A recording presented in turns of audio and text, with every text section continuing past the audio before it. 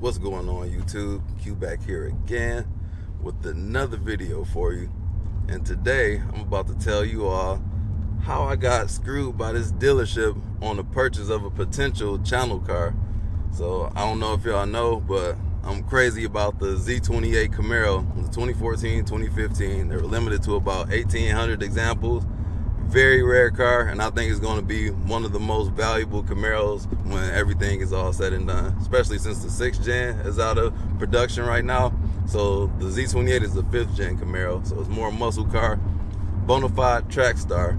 And the ZL1 1LE from the 6th gen, that's kind of what the Z28 was. It's like a very stiff chassis, and I lusted after those because it's got the LS7 motor. That's 505 horsepower, 7-liter V8, and I really love that car. Never driven one before, but always admired them from a little distance. So I was about to buy one of these until this dealership happened. So we're about to get into that in this video. And before you leave, don't forget to like, comment, subscribe, hit the bell, browse the channel. Let's jump into it.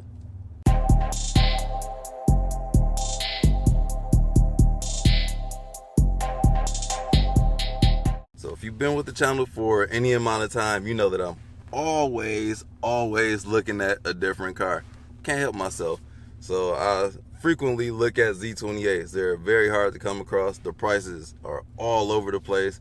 I've seen them some are like 110 grand. Some are, the lowest I've seen was like 45 grand. And the ones for 45 grand, they're kind of hit and miss. You'll see an accident on the record. You'll see modifications, and that's something I don't want to see. So for me, I'm going to have to pay a little bit more for what I'm looking for.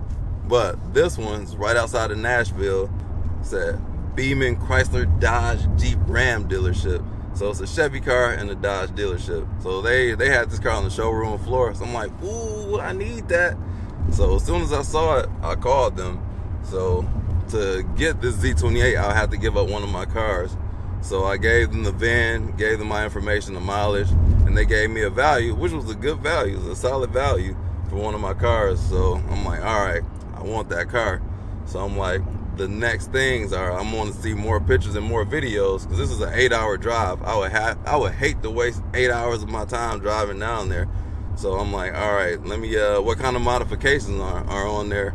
So they sent me a couple videos, and it took a while to get these videos. The initial video was basically walking around the car. It's like, yeah, it's a Z28. It's got, just showing me the interior, exterior.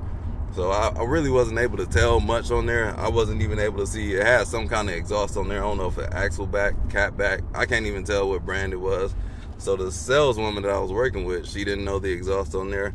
I'm like, all right, I'm gonna need to see a little bit more, but I'm still interested. So for me, we were working on pricing. I'm like, can we work on the prices? They gave me actually a decent deal, but they wanted me to go through their financing, and they were very transparent about it. They're like, hey, if you go through our financing, we get a 2% kickback from the finance companies. So I'm like, all right.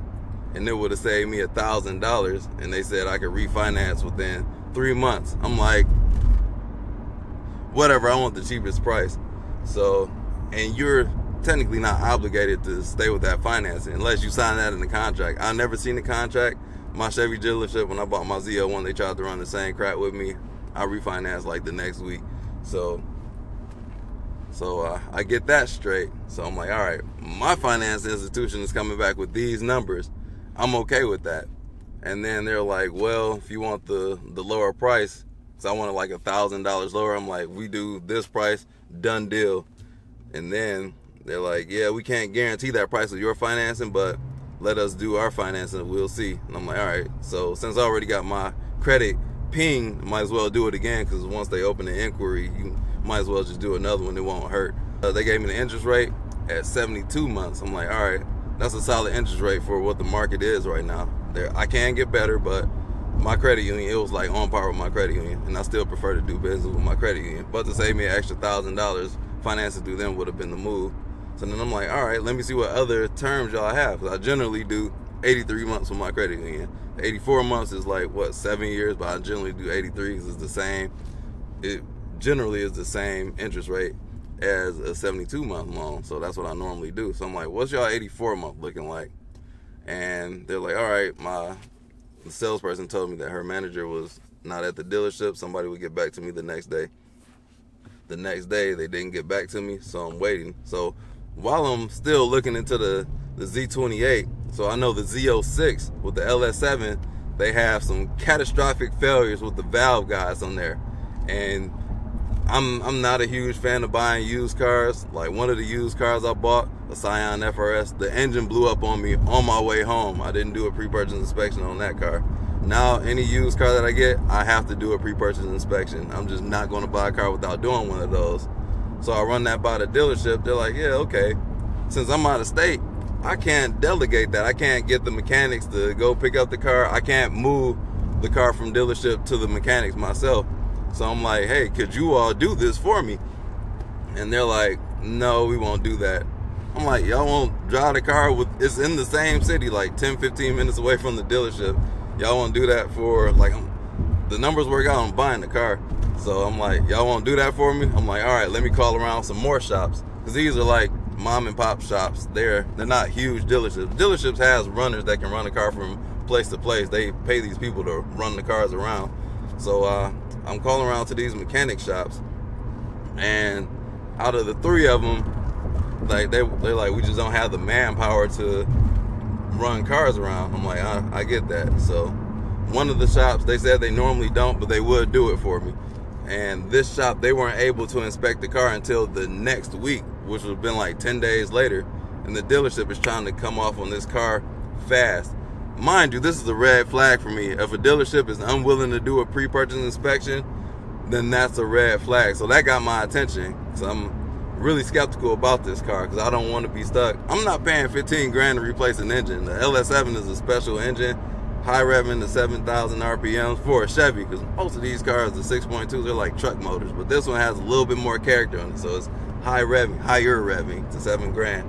So while we're working on getting a pre-purchase inspection done, I told them, like, I found a shop that could do it 2 days from today if you guys take the car there. So I'm speaking to the finance manager at this point. He's like a very short guy, well, not height-wise, like he's short with his words. He's like, yeah, we can do that. I'm like, all right, cool. They can do us on Thursday at 7 a.m. Between 7 and 8, they can get it in and get it out. He's like, all right, cool. And this is the guy, the reason I'm talking to the finance manager, I'm supposed to be putting down the holding deposit so they can hold the car so nobody can buy it from underneath me. And me saying that, y'all can probably guess what's going to happen. But so Thursday comes where the car is supposed to be at the mechanics getting the pre-purchase inspection. And I'll talk to the mechanics. I'm like, I need those valve guides checked out. Because they asked me, like, do you have any major concerns? I'm like, yes, the car has been in an accident, so check for any damages from that. Because the Carfax was very vague, only 2 histories of the report. So I'm really relying on this pre-purchase inspection. So I call the mechanics on that Thursday, like, hey, did this red Z28 get dropped off? They're like, no. And with the dealership was like, oh, this car, we've done our checks on it. Like, they're not that in depth. They'll be like, does it have tires? Does it have brakes? Like, what's the tire tread? And the dealership said they had new tires, but I had the saleswoman to show me exactly what they did. Their inspection was like $1,000. Now I'll put it on the screen because I can't remember everything. But they didn't do much but like change the oils, and they said they changed the tires, but the tire prices were not on this inspection. So I'm like, I don't even think they put brand new tires on here. So I'm like very skeptical about that, because what they're saying versus what I'm seeing in writing isn't matching up. So the mechanics on that Thursday say the car isn't there. So I called the dealership like, yo, where's the car at? Did it get there? And I'm calling the finance manager directly in between times. I'm like, let me get this holding deposit put down, because it was going to be there Thursday. I'm going to make a day trip down there Saturday, drive down, pick the car up if the pre-purchase inspection checked out. And he never answers his phone. Once again, he answered the phone that one time, never responded again. His mailbox full, I can't even leave a message. So called the dealership. The car is still at the dealership. And my salesperson, she said, hey, I'm sorry, I was off that night. I had a prior engagement. I wasn't there to let you know that the car was sold last night. And then the finance manager's like, yeah. And he's not one to do this pre-purchase inspection. He's also telling me, like, yeah, I got a lot of people interested in this car. I'm like, yeah, that's cool, but if y'all do holding deposits, like, let me put that down, because the salesperson offered that to me. I didn't ask that out the blue, so I was going to do it anyway, because I hate to put the money down on the inspection and not be able to get the car. So they were like, basically the car is sold at this point. I'm like, what the F happened? Like, what happened overnight to where I'm like going to get this car inspected the next day to where somebody bought it and they're not taking my holding deposit? So I know a lot of dealerships here. I'll talk to Hishy. Shout out to Hishy from the Chevy dealership near me. He's like, yeah, they just didn't want to do it. They got another sucker to buy the car, basically, if they didn't want to do a pre-purchase inspection, or I don't know, sight unseen maybe. But that's another thing that's skeptical about it.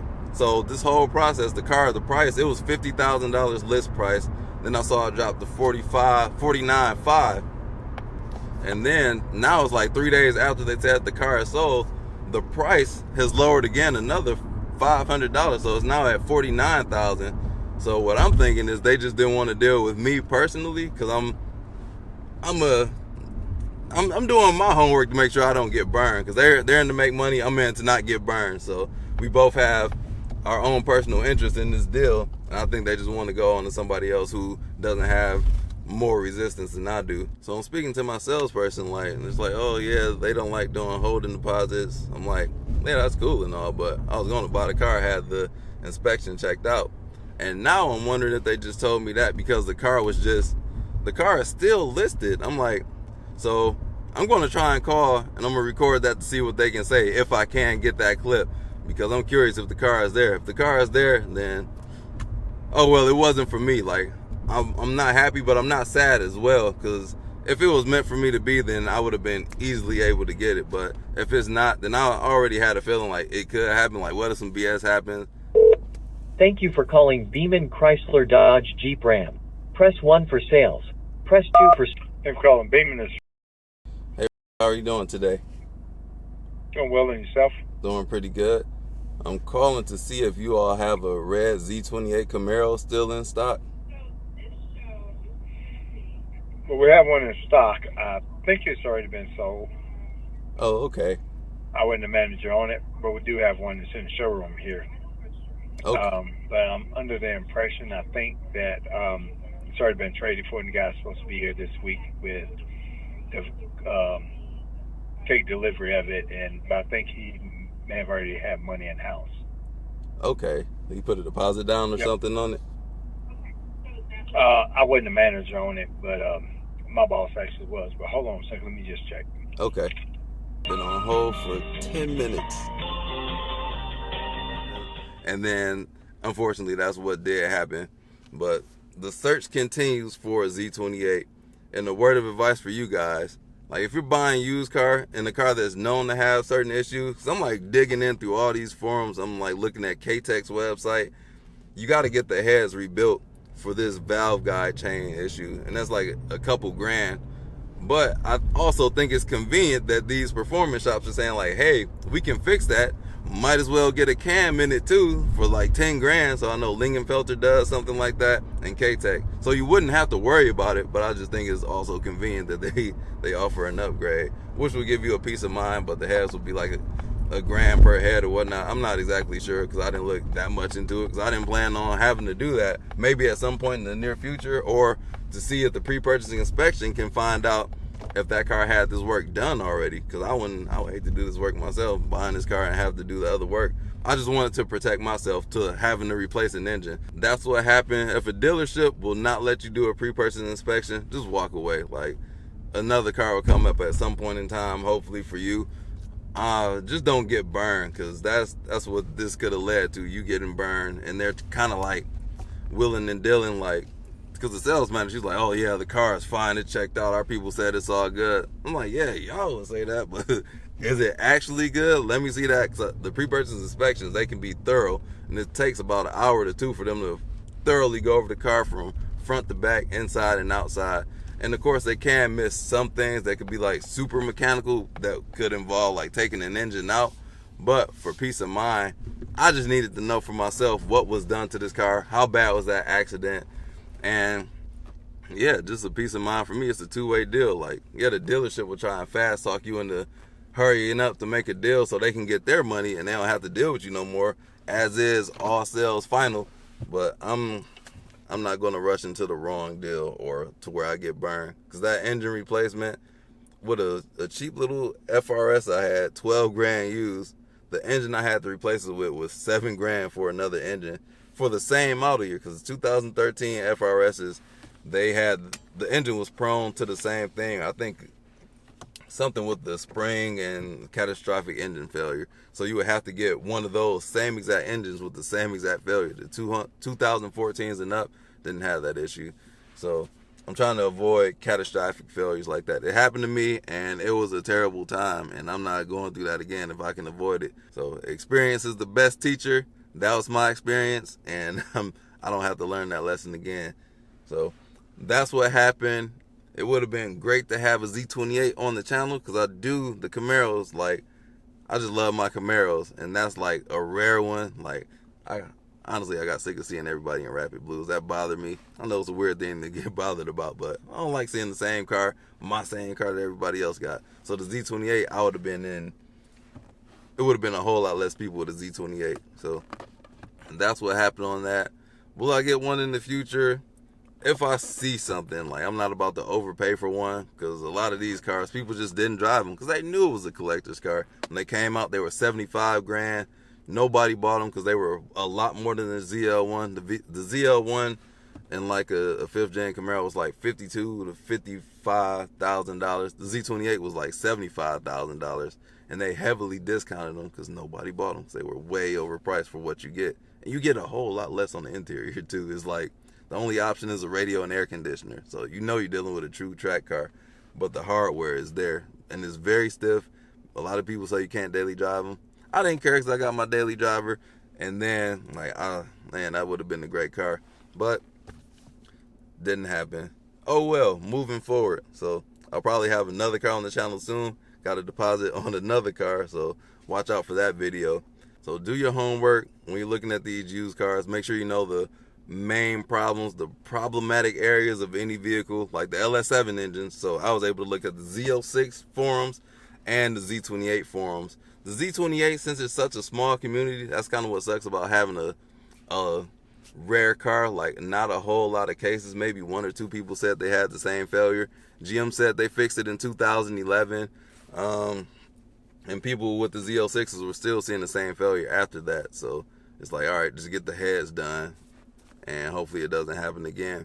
But that's all. When you're buying these cars, watch out. Don't just stand on your word. Like, if you want us to pay a certain price, don't bend on these rules. If a dealership won't inspect the car, then don't deal with it. So I've worked with other dealerships. Like, dealerships, they got the transporters to do it. When I bought my M2 in Indiana, that dealership drove it to Indianapolis, which was like an hour away, and I paid for the inspection, and which was what I offered to do at Beeman Chrysler. But yeah, it was on my own dime. They were happy to do it. They did it as soon as they could. I bought the car because I had a peace of mind. And I would have done the same with this one. I don't know if the dealership was hiding something or somebody else actually bought the car, but that's the story. So unfortunately, I'm not a Z28 owner yet. Maybe in the future, who knows. But that's all I got for you all in today's videos. Don't forget to like, comment, subscribe, hit the bell, browse the channel, and I'll catch you all in the next one. Peace out.